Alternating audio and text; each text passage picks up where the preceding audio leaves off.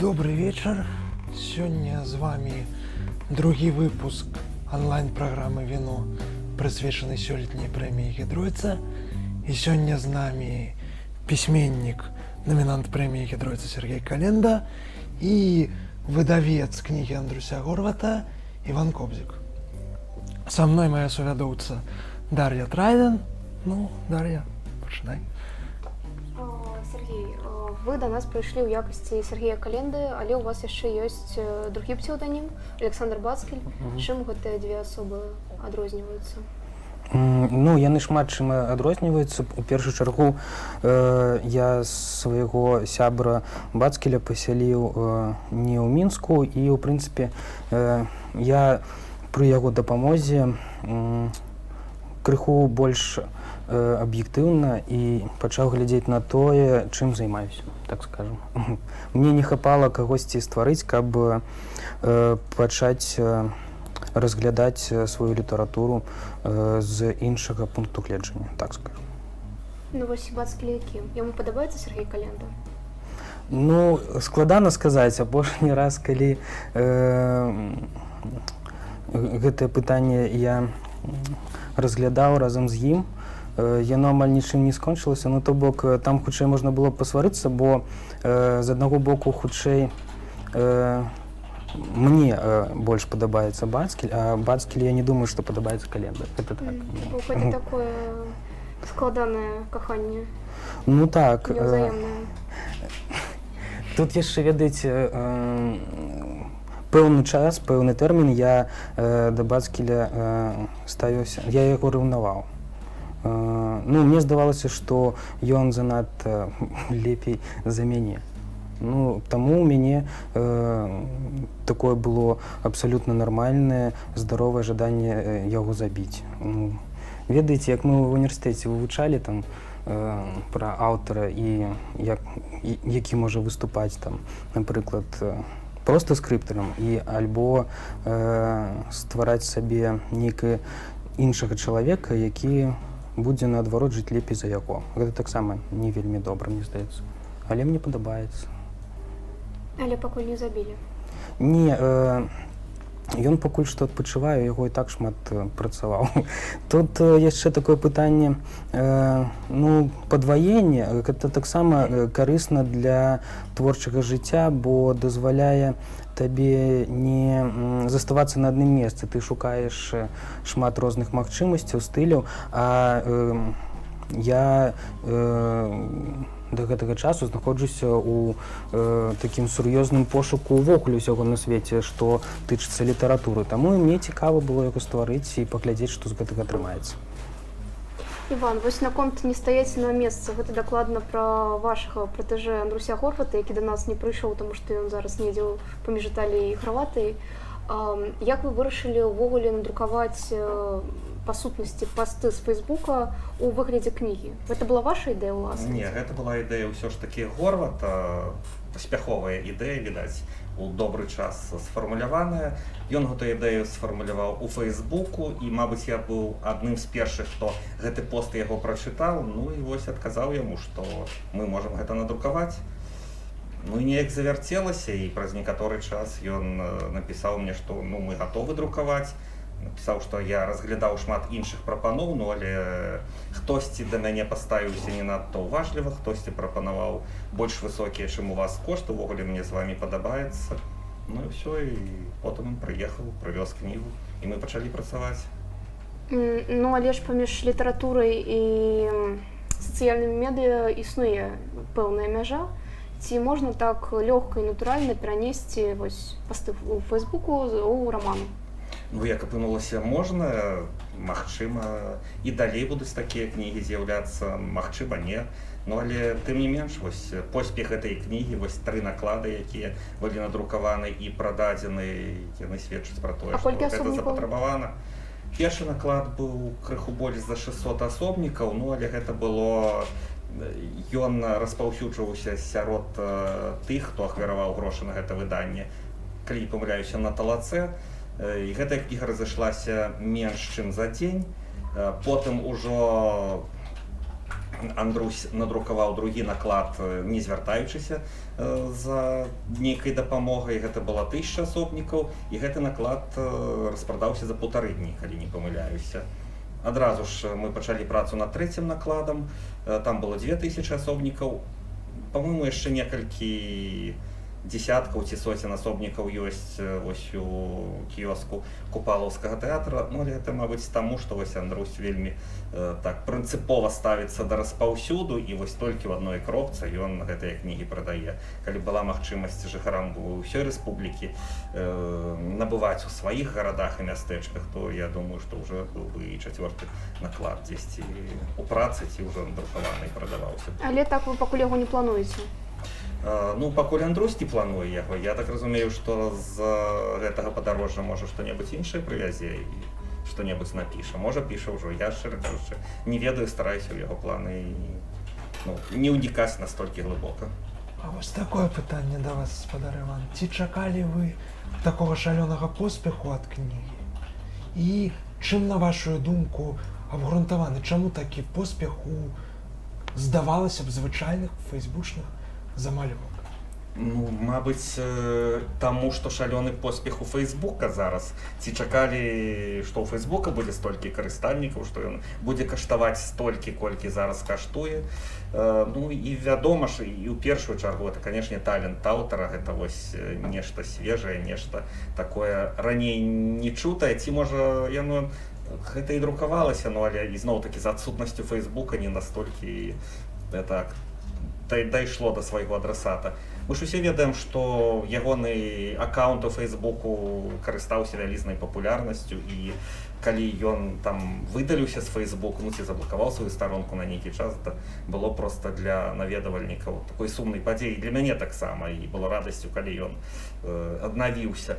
У нашай Ніве яго артыкул пра яго вялікі, ён, па-мойму, быў самы чытальным у тым годзе, у якім ён, ну, мабыць, у 2016-му, якім ён выйшаў, і газетнай версіі, і інтэрнэт-версіі. Таму, ну, шалёнага не чакавалі, што гэта будзе паспяхова быў упэўнены. То бок вы не толькі выдавец Горвата, але і прыхільнік Горвата. Так, і я, і мае сваякі, і мае калегі, ну, вось такі факт, можа, крышку смешны. Ёсць у мяне далёкі сваяк, жыве ў вёсцы, пчаляр, знакаміты пчаляр, але знакаміты таксама і тым, што за ўсё жыццё не прачытаў ніводнай кнігі. Ну, у школе неяк так атрымалася яму ніводнай кнігі не прачытаць. І пасля школы, я б зараз уже за 50, вось першая кніга, якую ён прачытаў, гэта вось Андрусь Горват, «Цёднік радыёпрудок». Быў вельмі захоплены, спадзяюся, ну, чакаем другую, каб даць вось майму Антону яшчэ адну кнігу прачытаць. Вось так людзі прыходзяць да беларускай літаратуры. Пытанне да вас, спадар Сергей. Як вы ставіцеся да таго, што літаратура вось пераходзіць, прымае новыя формы? Вось як вы гэта, можа, тлумачыце для сябе як пісьменнік? Ну, я абсалютна добра стаўлюся да новых формаў, бо літаратура не можа, напрыклад, заставацца архаічнай, бо калі мяняецца увесь час наша цывілізацыя, то нам патрэбна і каб літаратура магла мяняцца.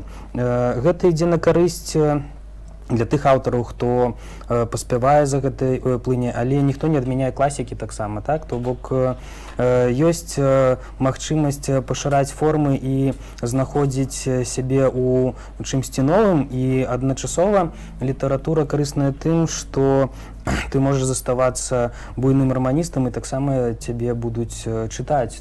Гэта яшчэ хутчэй залежыць ад таго, які тэмперамент у самого пісьменніка. Ёсць пісьменнікі, якія могуць сапраўды пісаць толькі вялікія раманы, і у іх не атрымаецца напісаць штосьці кароткае альбо нейкую занатоўку, бо іх занатоўку ўсё роўна перавышае 2 старонкі, 3 старонкі. Гэта ўсё залежыць ад таго, які аўтар глядзіць на, ну, вось на кірункі. А так цудоўна, што ўвогуле у нас штосьці развіваецца ў гэтым плане. Вось лексіка вашага рамана, гэта ваш пісьменніцкі тэмперамент ці ваш чалавечы тэмперамент? Вы так у жыцці размаўляеце? Ага, што тычыцца гэтай апошняй кнігі, тут складана сказаць. Хутчэй гэта тут ідзе не гутарка, не роўная. То бок тут хутчэй штосьці на мяжы спробы выкрыкнуць, і гэта зусім не натуральна для мяне ў жыцці. Гэта абсалютна так і ёсць, і мая мэта ў першую чаргу з кнігай была звязаная такім чынам, каб добра так пакрычаць. Ну, вось апавядальнік ваш і кажа там недзе пра кнігу, што гэта тэрапеўтычны лямант. Яна для вас аўтабіяграфічная, хаця б у нейкім сэнсе, ці не? Так, аўтабіяграфічная. Справа ў тым, што яна сапраўды шмат у чым аўтабіяграфічная, але вось узяць кнігу і па сказах паказаць вам, дзе там я, як Сергей Календа, які жыве ў горадзе Мінску, і дзе там я, які бярэ і штосьці прыдумляе. З іншага боку, кожны раз, калі ты сядаеш і ствараеш нейкі тэкст, гэта заўсёды кампіляцыя з усяго, што ў цябе ёсць, і з вопыту жыццёвага, і са сваіх асабістых нейкіх эмоцый, і адначасова гэта з прачытанага, і хтосьці на цябе паўплываў, і нават там ты мог штосьці прысніць. Гэта ўсё з рознага складаецца. Таму немагчыма ніколі сказаць дакладна, што на 100% гэта я прыдумаў альбо не прыдумаў. Сапраўды, я шмат год хацеў напісаць раман, такі раман пра маму. Я ёй заўсёды казаў, што я пра цябе напішу кнігу, але я не ведаў ніколі, як я гэта напішу. Спачатку па дзяцінстве я ёй казаў гэта, таму што быў вельмі наіўны і любіў маму. Ну, гэта нармальна, мне здаецца. Потым я ўжо хацеў знайсці нейкую форму і апісаць хутчэй нейкую там палову яе жыцця, частку. А калі ўсё пачало па-іншаму там у мяне развівацца ў жыцці, я знайшоў форму пры дапамозе іншага пісьменніка, то бок мне спадабалася яго эмацыйная форма падачы, так, тэксту, гэта Селін, і я зразумеў, што вось на такім жа надрыве я мог бы зрабіць кнігу пра маму. Але насамрэч, калі гэтая кніга ўжо была створана, зразумела, што ты пачынаеш перажываць аб тым, што ты б не хацеў, ты па-іншаму ўсё роўна хацеў бы сказаць пра гэта. Ну, вось у нашай мінулай перадачы я пытала ў спадара Глобуса, як ён размяжоўвае нон-фікшн і мастацкую літаратуру, таму што зваротная перспектыва гэта раман цалкам аўтабіяграфічны, і сам спадар Глобус гэта пацвердзіў і сказаў, што для яго гіперрэалістычныя тэксты, як ён іх называе, гэта адзін з самых каштоўных накірункаў сучаснай прозы. Як вы ставіцеся да такога падыходу, калі вось чалавечае жыццё цалкам пераносіцца ў літаратуру? Я проста крыху па-іншаму для сябе разумею гіперрэалізм. Для мяне ён хутчэй вымаляваны не з пункту гледжання, як мага болей напісаць свайго асабістага жыццёвага досведу. Гэта хутчэй вымаляваць нейкі партрэт, нейкі тэкст, які будзе надта, нават у некаторых момантах, перабольшаны сваёй рэалістычнасцю. Сказаць, што мне падабаецца браць, напрыклад, альбо калі пісьменнік бярэ там кавалак свайго жыцця і кладзе гэта на кнігу, я не могу сказаць, што мне такое падабаецца. Гледзячы, як гэта зрабіць. Усё роўна, усё залежыць ад таго, як ты афармляеш такую рэч. Мне, напрыклад, вельмі падабаюцца кароткія замалёўкі Глобуса, якія ён стварае са свайго альбо ўспаміну, альбо жыцця. Сказаць, што я б хацеў такім чынам штосьці напісаць, не. У мяне ўсё роўна свой погляд на такія рэчы. Неяк так. Ну і маё любімае пытанне, не звязанае з вашай творчасцю, але такое проста для пунктика. Так, як вы ставіцеся да метамадэрнізму? Метамадэрнізм? А тады мне трэба, каб вы мне патлумачылі, што гэта такое. Ага, вы не ведаеце, тут цяжка. Можа быць, я і ведаю, але што вы маеце на ўвазе? Нет, як што я маю на ўвазе? Тое, што... Чорт. Тое, што... Кажуць, што постмадэрнізм ужо скончыўся, і... Ой, шмат чаго кажуць. Вось, і наступіў метамадэрнізм. Я Ну, спочатку так само не ведаеце, што вірила, а дзіўна? пасля Напрыклад, прочитала і... Напрыклад, я калі яшчэ ў аспірантуры вучыўся, у мяне быў тады ва ўзросце дэканструктывізм. І ён таксама быў як быццам бы пасля постмадэрнізму. Таму усе гэтыя рэчы, ну, сапраўды, я вам шчыра скажу, што для мяне з часам, ну, раней, калі я вучыўся, я шмат якіх тэрмінаў прытрымліваўся, я спрабаваў сачыць за ўсім гэтым, але насамрэч я разумею тое, што не існуе вось там метамадэрнізма альбо постмадэрнізма, альбо такога дэканструктывізма, як ён выкладаецца, напрыклад, у універсітэце. Я лічу, што ўсё нашмат больш альбо асабіста створанае аўтарам, які ўвогуле нават і не разважаў пра тое, што у яго будзе зараз метамадэрнізм. Ведаеце, як гэта інтуітыўна ствараецца, а ўсё залежыць тады ад таго, ну, што на цябе паўплывае. І тут ужо пытанне, як можа быць тады створаны той жа метамадэрнізм, калі на ўсіх па-рознаму ўсё пачынае паўплываць. А калі нас вельмі шмат ужо на планеце жыве, і мы ўсе пачынаем станавіцца дробнымі, то бок няма аднаго Хемінгуэя, ёсць Хемінгуэй у адной краіне, у другой, у трэцяй і гэтак далей. І атрымліваецца, што і Так аптымістычна вы кажаце, што ў кожнай краіне не, ёсць Хемінгуэй. я покажу про тое, што спадабаўся. Ужо ствараецца такое адчуванне, што нельга знайсці адзін агульны нейкі тэрмін, які б штосьці паставіў альбо падкрэсліў там у той час, які мы жывем. Ну, зараз модна казаць нулявыя, дзесятыя, пасля нулявых яшчэ штосьці. Але сказаць, што яны штосьці новае там абсалютна вынайшлі, таксама нельга. Ну, зразумела, што ўсё яны набіраюць праз мінулае, праз вопыт і праз тое, што ўжо было створана. Ну, ідзе такі сінтэз. Ну, гэта нармальна, а сказаць, як я ставлюся да метамадэрнізма, я не ведаю, таму што я не ведаю, што гэта такое. Ось. Але паразважалі вы так грунтоўна. Дякую. Я думаю, что от метамодернизма мы можем вернуться у продок до спадара Андрусіка Івановича і ось такое питання. Наколькі цікаво було працювати з спадаром Горватом, бо шмат хто з журналістів, які стосувалися з ним, кажуть, що він досить такий складаний чоловік у сенсі того, що він не надто охотно йде на контакт, з'являється таким досить моцним інтровертом, коли можна так сказати. Ну, вось гэтай нагоды таксама яшчэ адзін вясёлы момант хачу згадаць. Так атрымалася, што ў першы прыезд у нашу друкарню, вось Андруся Горвата, мяне там не было, і я ў дзяўчат у нашых менеджераў пытаюся, ну як вось Андрусь, ён вось тут, як ён, ці ён сапраўды адпавядае таму іміджу, якую стварыў там у сваім фейсбуку, у нашай ніве. Ну, Ксюша сказала, дзікаваты ён нейкі, вось, дзікаваты. Ну, то я зразумеў, што, мабыць, здзічэў у прутку. Так яно, мабыць, і ёсць, што гэта не наігранае, умоўна кажучы, гэта не імідж такі, гэта не нейкі там другое я, гэта вось ягонае першае і адзінае я.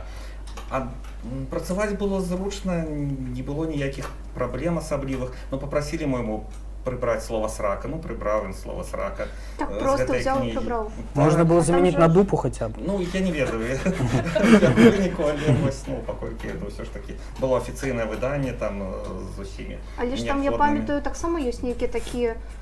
Можа, ён вам сказаў, што прыбраў? Мне падаецца, што я бачыла там гэтае слово. Можа, гэта было ў другім выданні, шчыра кажучы. Гэта дакладна прыбіралі. Гэта як пагуляцца з выдаўцом. Пастаў на апошнюю старонку слова срака, і потым даведаешся, прачытаў, не, ну тое, што Горвата прачыталі усе, проста гэта без варыянтаў, вось, ну, можа, гэта пра другое выданне, рэч, можа, ў першым мы і не заўважылі, бо, ну, вярсталася яна, наколькі памятаю, не ў нас, вось, вокладка таксама рабілася не намі, наколькі ведаю, вокладку Ніка Сандрас, наша мастачка знакамітая беларуская, рабіла. У Горвата шмат прыхільнікаў, насамрэч, і вось шмат што робіцца так, вось, ягонымі сябрамі. Заўсёды у яго была машына для таго, каб наклад у нас забраць, завесці. Быў эскорт з двух прыгожых дзяўчат, вось, відаць, з Купалаўскага тэатра, якія там з ім прыязджалі, напрыклад. Ну, так што ўсё добра. А наколькі моцна вы рэдагавалі тэкст? Толькі сраку прыбралі ці, ну, увогуле, я так разумею, што каб зрабіць ўсё ж такі з пастоў у Фейсбуку кнігу, трэба нешта там, ну, там, прыбіраць, нейкія звароты да чытачоў. Не, ну, рэдагаваць надта не давялося, у яго ж, наколькі я ведаю, ўсё ж такі профільная адукацыя, і да таго, што яму дапамагалі людзі яшчэ да нас гэта ўсё прычасаць і зрабіць з гэта вось кнігу такую, якую мы з вами бачым. І вы задаволеныя? І мы задаволеныя.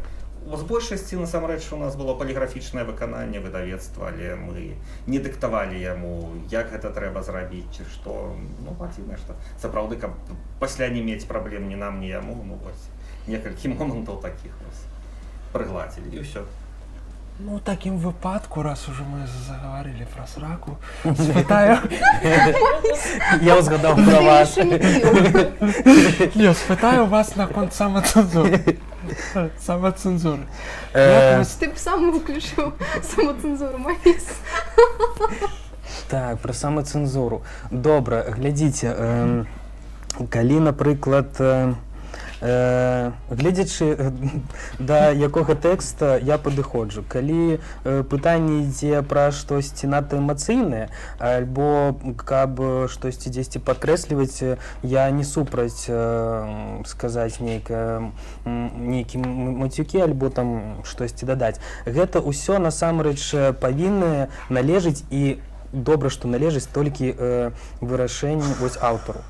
Ведаеце, гэта як ёсць нейкія рэчы, якія, ну, немагчыма аддаць нават літаратурнаму крытыку альбо даследчыку, бо, ну, калі ты лічыш, што там павінны стаяць гэтае слова, так, то яны мусяць там стаяць. Яно будзе добра стаяць і гарманічна, калі ты сапраўды падышоў да гэтага з розных бакоў і зразумеў, што яно, ну, яго там выкрэсліць немагчыма. Вось. Калі, напрыклад, я, ну, мой сябар Бацкіль, ён часта піша ўвогуле без нейкіх там кепскіх словаў, у яго ўсё заўсёды больш-менш роўна і з іншым увогуле поглядам на жыццё. Калі я сам сядаю, я хутчэй пачынаю нейкую вайну. Таму вельмі часта сам з сабой, так. І гэта можа быць нават з нейкімі фобіямі, з нейкімі яшчэ такімі рэчамі, якія я не перажыў, альбо мне не хапае нейкай прасторы перажыць. То бок, навошта я нават і прыдумляю сабе яшчэ кагосьці, гэта дзеля таго, каб размяжоўваць літаратуру, якую б я хацеў ствараць, ад літаратуру, якая б мне дапамагала чымсьці. То бок творчасць гэта такая асобная форма псіхатэрапіі. Тут шмат творчасці. Ну, то бок ёсць і такі варыянт, і такі варыянт. І мне падабаецца, што я навучыўся гэта размяжоўваць. Назва «Подорожжя на край ложка», яна знарок такая падманлівая, таму што калі я пабачыла, я ввогуле падумала, што вы пачалі пісаць вершы. Пасля я адчыніла, зразумела, што гэта проза, да яшчэ такая, што ого, і пра смерць маці. І калі Маісу я распавядала пра што раман, ён таксама вельмі здзівіўся, таму што быў упэўнены, што гэта нешта Я думаю, што гэта нешта кшталту эратычных Бо замалёвак. я ад пачатку паставіў за нейкую такую асноўную метафору ў кнізе, гэта ложак, на якім, у прынцыпе, мы можам не толькі спаць і кахацца, але і хварэць таксама. І падарожжа можа быць розным, таму што і ложкі абсалютна бываюць рознымі, і нашыя, ну і тое, як мы трапляем у ложак, таксама бывае па-рознаму. Таму, у прынцыпе, я ўзяў гэта за назву таксама аддаючы вось, ну, гэта такі паклон, як гэта зараз модна так казаць, я забыўся слова гэтае толькі што. Амаш? Гэта амаш у бок Селіны і яго рамана, так. Вось і ўсё. І, ў прынцыпе, мне падабаецца, што гэта і адначасова гульня словаў, і адначасова гэта зусім адчыняецца іншы погляд на сэнс ложка пасля таго, як чытаеш кнігу. Пачынаеш чытаць кнігу. Ось.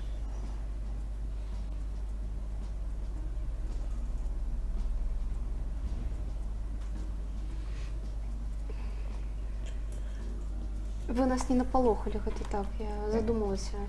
У вас там яшчэ ў адным месцы згадваецца Эдып, і у спалучэнні з гэтай вельмі рамантычнай назвай і тым, што больш нідзе гэты матыў амаль не працягваецца, вельмі дзіўнае ўражанне стварае. Гэта гледзячы, у якім кантэксце там узгадваецца Эдып. Хутчэй за ўсё, там гэта... Зараз я У згадаю. якім кантэксце можна згадаць Эдыпа? Там месца наконт таго, як галоўны герой узгадвае пра альбо... Мне здаецца, шмат у каго ў жыцці ўсё роўна былі такія моманты, калі яны альбо усведамлялі, што іх бацькі кахаюцца, альбо гэта нейкім чынам маглі пачуць. Так, гэта было ў гэтым месцы. Насамрэч, з кім я толькі не размаўляў пра гэта, чамусьці вось у беларусаў, не толькі, напэўна, беларусам, у нейкім зрэзе вось узроставым ёсць да гэтага праблема.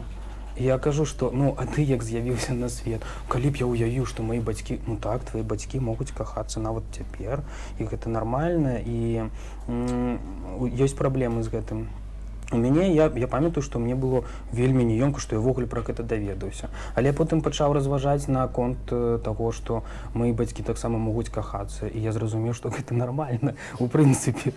Вы вырашылі, як доктар Фрейд, пытаць у кожнага сябра, ці Мне было цікава, як ты ставішся. Я зразумеў, што 90% людзей ставяцца да гэтага так проста кепска, там нават не кажы пра гэта, як быццам бы гэта штосьці вельмі жудаснае.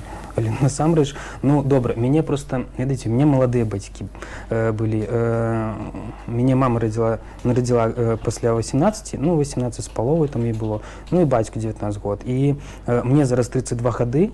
Я разумею, што на той час, калі я вось перажываў нейкія моманты, што яны кахаюцца, гэта вось яны былі ў ўзросце, калі у мяне такі ўзрост. І я не то, што зусім не стары, я люблю каханне, люблю секс, я разумею, што гэта цудоўна ўсё. І я вельмі хацеў, каб мои дзеці раслі з нармальным поглядам на гэта, што калі я там зачыняюся дома, альбо ёсць нейкія моманты, калі сапраўды хочацца кахання.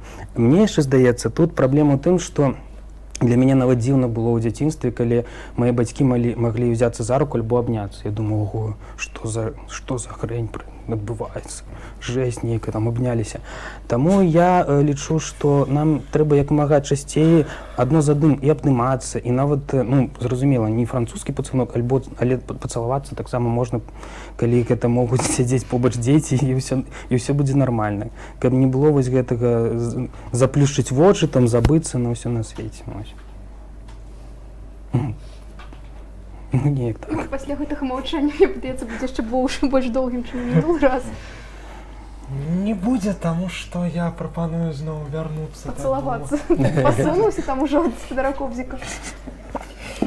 Я прапаную вярнуцца зноў прудок да пытанняў, так сказаць, прадстаўніка спадара Горвата. Вось такое пытанне. Вы, наколькі я ведаю, выдаеце не толькі кнігі, але і іншую там паліграфічную прадукцыю. Безумоўна. Ці праца над кнігай Горвата стала вашай першай працай менавіта над мастацкім тэкстам, ці былі да гэтага нейкія? Што вы, хто ведае выдавецтва Медысон, той, напэўна, шмат чаго ведае з таго, што мы выдавалі, што мы друкавалі. Дзесьці мы выступаем як выдаўцы, дзесьці робім проста паліграфічнае выкананне, а выдаўцом можа быць, напрыклад, кнігазбор, можа быць Логвінаў, мог быць раней ва ўсялякім разе. Вось часопіс «Дзеяслоў» у вас стаіць тут на палічцы, увесь ён надрукаваны на нашых магутнасцях. Таму не, гэта можа было адно з самых паспяховых вось такіх выданняў, але ні ў якім разе гэта было не першым і нават не сотым. І спадзяюся, што не апошнім, канешне. Не, дакладна не апошнім. Ужо пасля Горвата таксама былі рэчы, але ж мы чакаем, што ён яшчэ што-небудзь напіша. І з гэтай нагоды хачу яшчэ сказаць вось такую гісторыю. Мабыць, гэта было першае выданне, ва ўсялякім разе за тыя 7 гадоў, што я займаюся Медысонтам, калі нас прасілі, вось з-пад палы яшчэ надрукуйце, калі ласка, нам крышачку там сотню-другую асобнікаў. Вось Горвату не кажыце, але нам надрукуйце і прадайце. Вось. Ну, не кажучы ўжо пра тое, што па 10-20 пыталіся проста, можа у вас засталося, можа вы там з прыладачных нейкіх лістоў можаце склеіць. Дзяўчаты мне, менеджеры, якія сядзяць на тэлефонах, перыядычна пра такое расказвалі. Ну, безумоўна, усім ад пераплётчыцы, вось, да мяне было пастаўлена задача, каб нічога не пайшло налева, і нічога не пайшло налева. Вось такім чынам. Я нават думаю, што, ну, не ведаю, хто сочыць за фейсбукам Горвата, напэўна, заўважыў, што калі выйшла кніга, ён папрыбіраў свае пасты, вось тыя, з якіх, умоўна кажучы, складзена была кніга. Я нават падумаў, ну, можа, для таго, каб проста хто-небудзь гэтыя пасты там не скапіпасціў і не надрукаваў такіх кнігу яшчэ адно.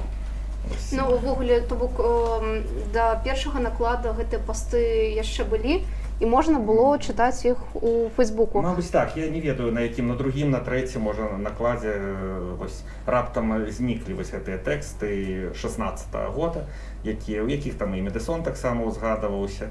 Вось, ну, мабыць, так. Я дакладна не памятаю, калі гэта адбылося, але вось аднойчы я вырашыў пачысціць свой Фейсбук. Я не пытаўся у Андруся, чаму вось у мяне такая ідэя, можа, яна проста А чаму у такая вас была жартаўлівая. упэўненасць, што калі гэтыя тэксты ёсць у вольным доступе, кнігу ўсё роўна будуць купляць? Чаму вы самі, як выдавец, не сказалі Горвату: Андрусь, Не, ну прыбірай? кніга гэта кніга, ну што вы... Чаму у нас купляюць увогуле кнігі, хаця амаль што кожную можна там спіраціць, скачаць, так бы мовіць. Ну не кожную. Ну не кожную, але тым не менш. Не, ну сама па сабе гэта сапраўдная добрая рэч, гэта добры падарунак. Я неаднойчы купляў яе ў Горвата і дарыў сваім сябрам, і яны былі ўдзячныя, і вось хтосьці беларускую мову пачаў вывучаць па гэтай кнізе, хоць усіх папярэджу, што не вывучайце беларускую мову па гэтай кнізе, там Паляшуцкага шмат, вы, ну, літаратурнай мовай не валодаеце. Ну, Які адсотак наклады вы ўласна набылі ў Горвата, каб дарыць сябрам? Не, ну невялікі, конечно, 10-20 асобнікаў, але тым не менш. Я падумаў адсоткаў. Ну, я так само.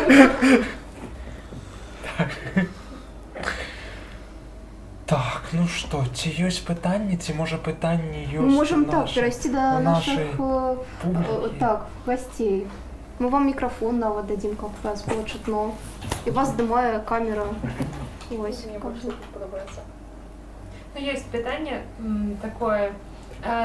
З 7 книжок, які... Мікрофон треба взяти, так? Так, пепі ўзяць. З 7 кніжак, якія патрапілі ў шорт-ліст, 3 кніжкі гэта, так бы мовіць, аўтабіяграфічныя творы. І, ну, мне гэта цікава, паколькі я ў аспірантуры займаюся даследаваннем якраз сучаснай аўтабіяграфічнай прозы беларускай. І мне цікава, чаму так вось адбылося. Гэта нейкі такі свядомы выбар журы, ці, ну, вось яны неяк, можа, падсвядома адчуваюць, што зараз узрастае цікавасць да аўтара не толькі як да стваральніка тэкста, а ўвогуле як да асобы, як да чалавека. І, можа быць, аўтары самі разумеюць, што варта пісаць пра сябе, таму што чытачу не толькі хочацца даведацца пра аўтара, ну, наколькі ён умее ствараць словы, сказы, тэксты, а то і што ён можа сказаць пра сябе як пра асобу. І вось, ну, так як Сергей напісаў кніжку, ўжо маючы вопыт кніжак не аўтабіяграфічных, і «Спадар Глобус» таксама, але вось Андрусь Горват проста стварыў сябе як асобу, дзякуючы кнізе. Вось, ну, як вы думаеце, ці ёсць зараз у людзей цікавасць чытаць пра аўтара? Не яго мастацкія творы, а менавіта пра аўтара, пра яго жыццё? Насамрэч, гледзячы, якое там жыццё сапраўды было ў аўтара. Просто я ведаю некалькіх, ну, есть некалькі сяброў, якія, ну, вельмі цудоўныя пісьменнікі, але не магу сказаць, што там цікавае жыццё. А вось, напрыклад, ведаю аднаго майго старога сябра, ён і паэт, і празаік, і ўсё на свеце, і ён амаль нічога не піша гадамі. Але ў яго такое жыццё, што там 5 аўтараў могуць впісацца в цэлай аўтабіяграфіі. Насамрэч, усё залежыць сапраўды ад таго, які гэта пісьменнік. Насамрэч, ну, я лічу, І я упэўнены у гэтым сваім пункце гледжання, і думка моя, гэта мне вельмі падабаецца, што лепей аўтару ўвогуле не ведаць. Калі добрая кніга, лепей чытаць кнігі, таму што збольшага альбо ты расчароўваешся, альбо праз што расчароўваешся, альбо ён там не так выглядае, альбо яго думкі не такія, альбо яго нават голас не вельмі прыемны. Такое бывае. Я, напрыклад, сустракаўся з такімі пісьменнікамі, якіх я вельмі люблю чытаць, але як людзі яны гаўно, сапраўды. Рэальна гаўно. І я разумею, што тут ужо ўсё залежыць ад таго, як падыходзіць сам пісьменнік да таго, каб стварыць сваю аўтабіяграфію. Таму што стварыць сваю аўтабіяграфію можна так прыгожа, што гэта будзе сапраўды чапляць. Ёсць такі польска-амерыканскі пісьменнік, які толькі калі ён памёр, пасля яго смерці ўсе зразумелі, што ён увогуле ўсё жыццё ўсё прыдумаў. Усё абсалютна прыдумаў. І хтосьці вельмі расчароўваўся, а я вельмі рады за тое, што у яго атрымалася, ён больш за 70 год пражыў. Пражыць тым жыццём, якое ён вельмі хацеў пражыць. І цудоўна. Таму ёсць пісьменнікі, у якіх вельмі крута атрымліваецца прыдумаць штосьці, але яны не здольныя на тое, каб узяць і сваё штосьці асабістае вынесці, і каб гэта разглядзелі, таму што ён можа быць не настолькі на гэта гатовы, альбо ён не лічыць, што гэта цікава будзе. Альбо ёсць пісьменнікі, якія гатовы рызыкнуць, і калі атрымаецца, можа штосьці з гэтага будзе. Усё таксама як асабістае стаўленне. І што тычыцца аўтабіяграфічных кніг, гэта таксама такая вельмі... Я не ўпэўнены, што гэта сапраўды таксама аўтабіяграфія. А пра пісьменніка гэтага польска-амерыканскага я потым узгадаю, калі пачну пра штосьці іншае вам распавядаць, узгадаю яго прозвішча, бо... Касінскі, так. Касінскі, так. І яго гэты фільм, апошняя экранізацыя, вельмі цудоўная, перадапошняя. Гэта круто. Чаму б не так?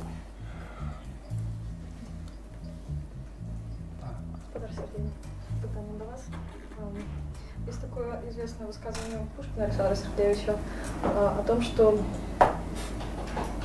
проза требует мыслей, а поэзия, прости господи, должна быть глуповата. Как вы относитесь к этому высказыванию и пробовали вы когда-нибудь писать стихи? Я спрабаваў пісаць і вершы. Тое, што ў мяне больш-менш атрымалася некалькі разоў, гэта верлібры. І тое, я нават сам здзівіўся, адзін верлібр на нямецкі пераклалі пра ногі. Я не лічу, што гэта верлібры ўсё роўна. Гэта моя проза. А проза ж яна можа быць таксама і больш падобная на паэзію. Я ўвогуле не ведаю, як гэта ствараецца. Для мяне гэта вялікая загадка паэзія. І сказаць, што яна мусіць быць, як Пушкін сказаў, дурной ці гэта смешна.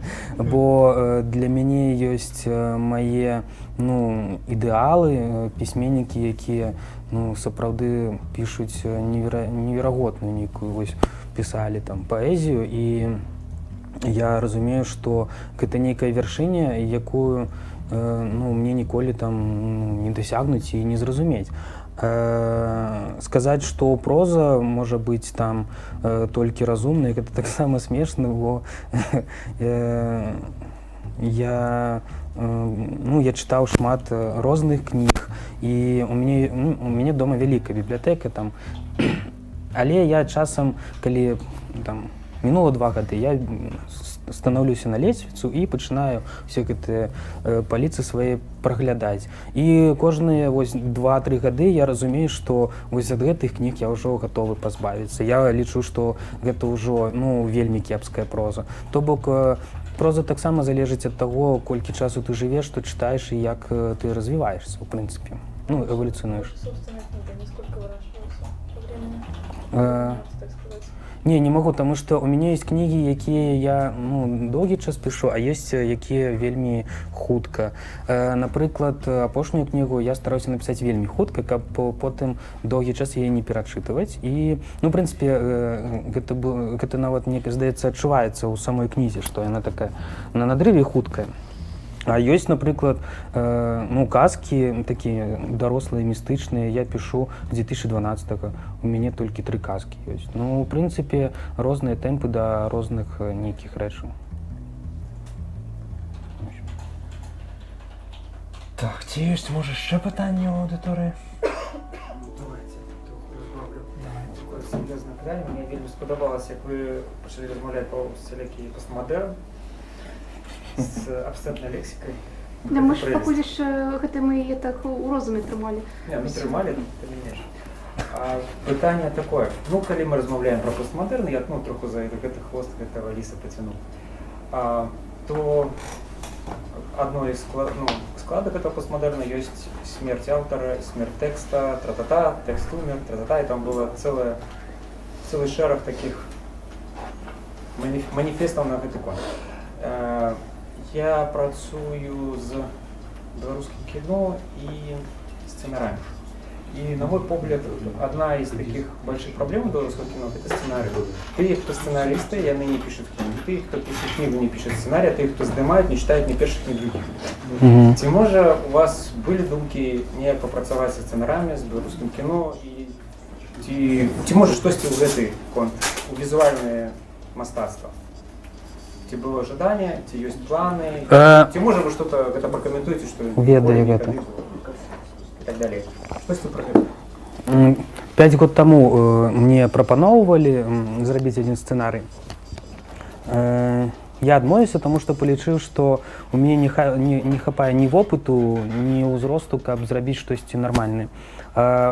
Сказаць, што у мяне была адна прапанова ў жыцці, гэта так. Сказаць, што мне гэта не цікава, я не магу. Вось калі была гэта прапанова, я вывучаў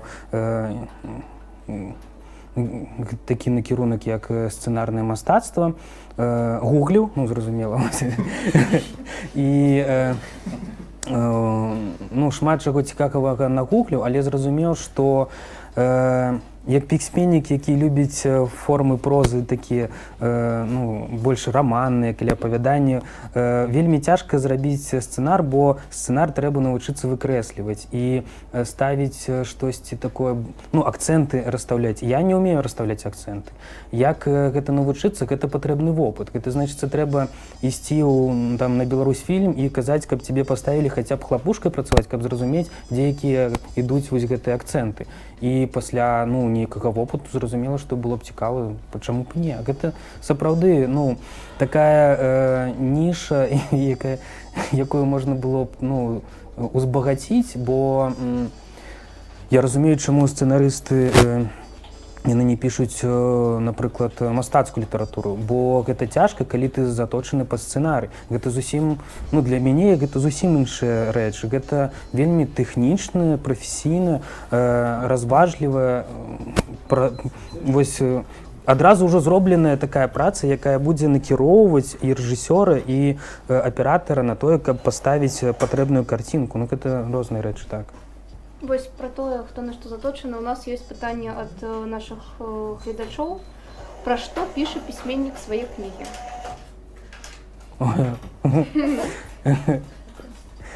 Пытанне такое глобальнае, пра што піша? Пра ўсё, пра што піша пісьменнік.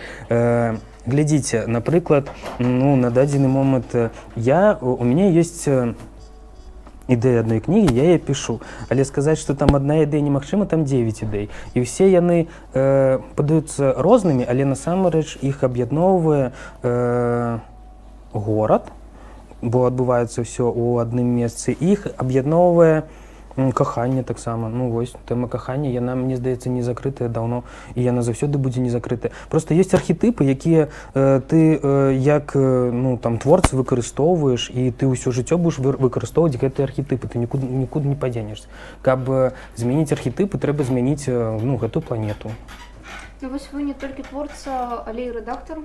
часопіс «Макулатура». Мы макулатуру ў гэтым годзе уже зачынім. Хаця 10 нумар можа быць выйдзе, а так Ну, все ж таки, Ну, ну, так. скільки год виходило. Для 5 вас амаль што.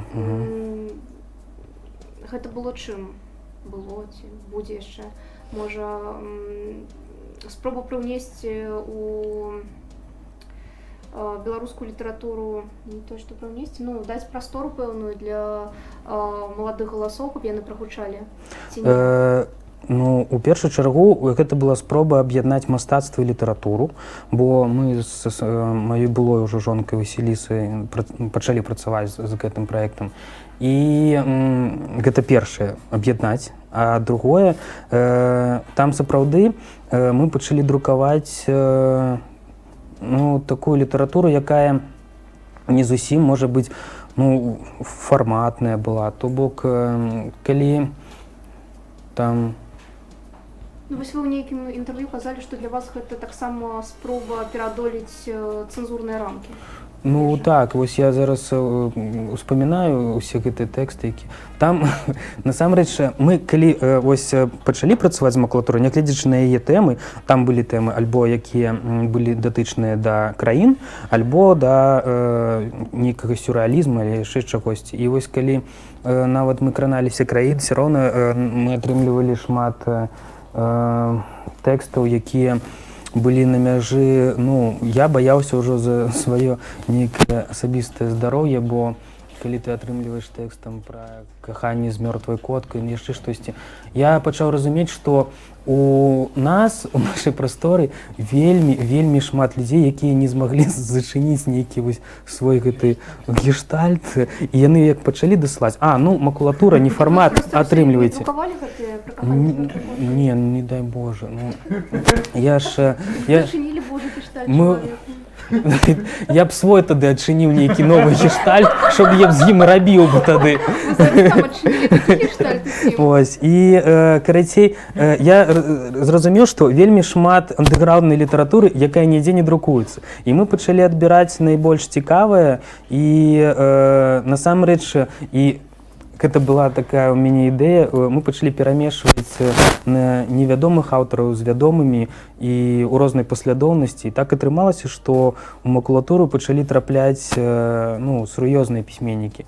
Нават ну, Владимир Орлов здзекаваўся з мяне. Ён такі, ну што, адправіць у макулатуру мне? Так, я, Владимир Орлов, адпраўляю тэкст у макулатуру. Дзякуй, мы адправілі. Ну, то бок, гэта і гульня была нейкая, і жарт, але мы хацелі штосьці вось разнастайнае прыдумаць. Ці ўсе пісьменнікі, так бы мовіць, старой загартоўкі так паблажліва да вас? Не, былі пісьменнікі, якіх мы не бралі, ну, такія вядомыя, бо тэкст не пасаваў, так.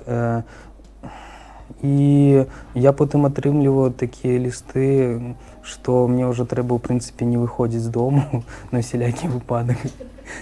То бок вам сур'ёзна там пагражалі? Так, і пагражалі? быў адзін дзядзька, я нават не скажу, гэта не літаратурнай сферы, але з творчай сферы, які увогуле напісаў, што я нейкае гаўно, бо я не ўзяў такую рэч, а ён насамрэч з гэтай рэчу потым будзе вельмі вядомы.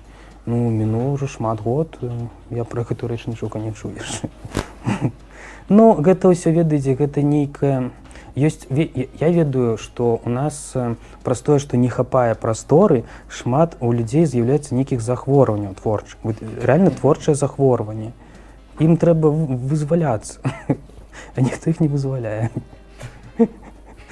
Разумееце?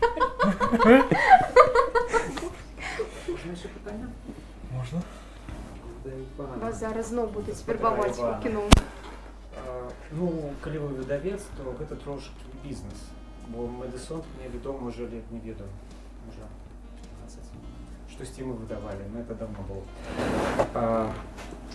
Калі вы выдавец, то ну, вы павінны мысліць неяк стратэгічна. А якая стратэгія? Чаго хоча Медисонт? Якая ёсць мара ў Медисонта? Чаго нам трэба чакаць ад Медисонта? Ці ён будзе неяк развівацца, ці будзе так паціху, памаленьку? Ну, нешта вот такое. Хочется нечто про будущее и такую цікавую, может, что-нибудь. Что у вас есть цікавое, чего нам треба чекать от вас?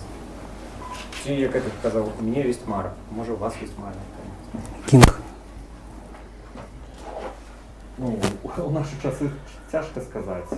Ось некалькі вже було таких періодів, коли у нас створалися мари, яке набувалося сталювання, там збиралися нові супрацовники, потім курс білоруського рубля.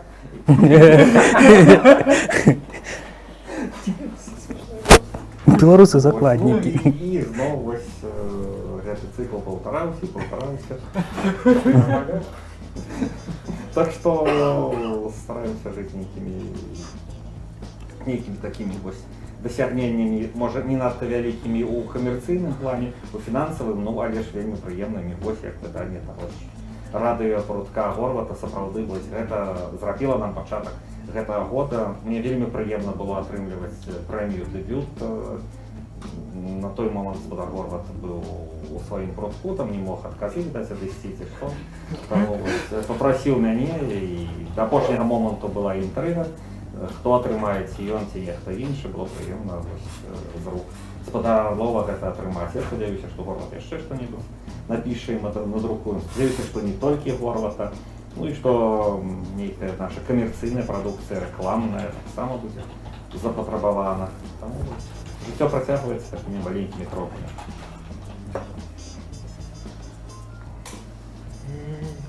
Ці ёсць ще питання? Так, у нас есть питання від онлайн-глядачів, зараз я їх прочитаю. Где можно набыть подшивку макулатуры? Подшилку? Я не ведаю. Ну, макулатуры нідзе няма. Ну, то бок, все, што было папяровым, продалося. Усё, што было заліта на сайт да 6-го нумару, пакуль што вісіць на сайце, але насамрэч там засталося, можа, пару месяцаў, і сайта таксама не будзе, мы яго не аплочваем. Ну, ёсць, можна прыехаць да мяне і зрабіць ксеракопію. У мяне, здаецца, усе нумары, 9 нумароў ёсць. Альбо, ну, пафоткаць са старонкі, ўсё, што я могу прапанаваць. Не, у меня есть PDF-ки. Прапановуйте своему человеку приехать до вас додому пофоткать, Сергей. Ну, я могу, калі трэба, выкласці штосьці ў сеці, ну, на Фейсбуке. Калі хочаце, можаце зрабіць нейкую акцыю, назбіраць грошы і выдаць макулатурную падшыўку, калі ласка. Ну, я не супраць. Просто мы ўжо больш...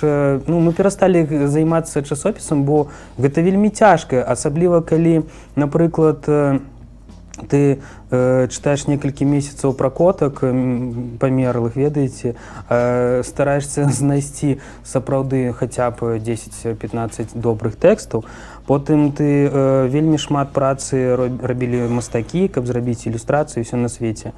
Потым ты гэта друкуеш, і потым спачатку, ну, напрыклад, некалькі месяцаў гэта увогуле нікому не трэба. Ты, ну, там, прэзентацыі нейкія робіш, усё. Не, зразумела, што наклад потым раскупляецца там за год ці два, але ну, на адным энтузіязме столькі год мы і так пражылі, таму, ну, хопіць ужо. Ну, будзе штосьці новае ў наступным годзе, па-іншаму. Мы пачнем рабіць больш хітра, адразу паставім на улі які-небудзь першы нумар новага часопіса. Працоўная назва нават ёсць такая «Купаж». Купаж, але я хачу забраць гэту назву сабе ў сваю кнігу, таму я не ведаю. Пакуль што не ведаю, што з гэтым рабіць. І, да рэчы, наш глядач ці глядачка вам адказвае: Сергей, я прыеду. Дзякую. Калі глядачка, прыязджайце. А калі глядач? Добра, усе прыязджайце. Ну, напішыце мне, падзялюся, што ёсць. PDF-кі вышлю. Ну. І яшчэ пытанне зусім, мне здаецца, не звязанае з літаратурай гідроіцам, але ўсё ж такі. Як пісьменнік ставіцца да дзедаўшчыны ў беларускім войске? І калі ён быў служывы, хай раскажа пра службу ў арміі. Я усімі сіламі у мяне атрымалася, я збег з войска. То бок як, я ў адстаўцы на час вайны, у мяне ёсць званне там, я не памятаю уже, ну, нешта з афіцэрскіх там гэтых. Вось, перакладчык у вайсковай частцы, нейкі там лейтенант ці хтосьці там. Ну, трэба глядзець, я не адчыняў сваю вайсковы білет там з якога часу. Калі мне яго далі, там 26 гадоў. Моя мама зрабіла ўсё, каб я туды не трапіў. Але я таксама зрабіў усё, каб туды не трапіць. Я спачатку вучыўся ў універсітэце. Мой адзін сябра, ён, напрыклад, дзяцей піліў некалькі, каб не трапіць у войска, бо яго ён некалькіх дзяцей зрабіў. Ён некалькіх дзяцей зрабіў, каб туды не трапіць, так. Бо ён не змог адвучыцца другі курс, і яму трэба было вырашаць альбо дзеці хутка і шмат, вось, альбо войска. Потым я пайшоў у аспірантуру. Ну, зразумела, што я вучыўся і ішоў у аспірантуру не дзеля таго, каб адкасіць, але, ну, як сказаць, ну, у мяне ёсць мой аднакласнік, які ў 11 класе адразу сказаў, што ён рыхтуецца ў спецназ, і ён рыхтаваўся. Мы з ім тады хадзілі, вось, гэта было на Заслаўскай вуліцы, на Максіма Танка, тады у падвале, у суседнім доме з Максіма Танка з чырвоным. У падвале была качалка, усе туды хадзілі, ён рыхтаваўся там, каб набраць масу, каб трапіць у спецназ. Ён адслужыў у спецназе пад уруччам недзе там, у яго ўсё цудоўна, ўсё добра, ён там, ну, элітныя войскі, ніякай дзедаўшчыны. Потым ён скончыў універсітэт. Ну, гэта я разумею, гэта нармальны, ну, то бок у нас есть нармальныя войскі, а тое, што я чытаю цяпер з гэтымі печамі, якіх не назаві, ўсё роўна гэта нейкая печань альбо пячэ. Ну, гэта жэсць. Я нават не магу уявіць, бо у мяне, ну, ёсць вельмі блізкія людзі, сябры, якія сядзелі ў турме, і нават там не так жудасна. Ну, сапраўды не так жудасна, як тое, што я чытаю цяпер у СМІ. Гэта як быццам бы, ну, просто... Можа быць, не хапае нейкай там ДНК там у людзей. Ну, то бок, яны не вельмі падобныя на, ну, чалавеку, але таксама не падобныя на нейкіх жывёл, бо, ну, жывёлы так не робяць таксама. Вельмі прыкра проста. Я не думаю, што у хуткім часе ўвогуле атрымаецца змяніць статус нашай арміі. Ну, просто з такімі навінамі будуць зробленыя усе рэчы на свеце бацькамі, каб туды не трапілі дзеці. Усё. Альбо спецназ. Як бачыце, спецназ нармальны. Пад уруччам. Ён на выходныя прыязджаў, мы з ім пастаянна бухалі у дзяцінстве. Вось, дарэчы, я забылася нагадаць, што падчас гідройца у нас сухі закон, які Сергей... А перадача называецца «Віно». Так, мы ж заўсёды п'ем, і мы вырашылі, што мы так вось 3 эфіра будзем трымацца. Мы п'ем пасля іх, вось, але на эфірах не п'ем. Ну, гэта ж сок. Што гэта проста хутка скончыцца, і мы зноў пачнем. Гэта ўжо хутка скончыцца. Ну, мы ж чакаем, калі ўжо вось наступны апошні выпуск, і мы зноў будзем сядзець з бутылечкамі. Ну... Так я не ведаў, усё завязцы, адзін я п'ю віно. Ну, мы вас прабачым, але не зараз. Такое вось сумнае ў нас жыццё, і на гэтай сумнай ноце я мяркую, што мы можам развітацца на сёння. Каб хутчэй пабегчы піць. Так, Маісты, так вось. Развітацца сёння з нашымі гледачамі. Дзякую за тое, што былі з намі. З намі сёння былі пісьменнік Сергей Календа, выдавец Іван Кобзік і моя калега Дар'я Траня. І убачымся мы 25 кастрычніка з 3 пісьменнікамі. Гэта Валер Гапеев, Зміцер Партосік і Алексей Толстоў.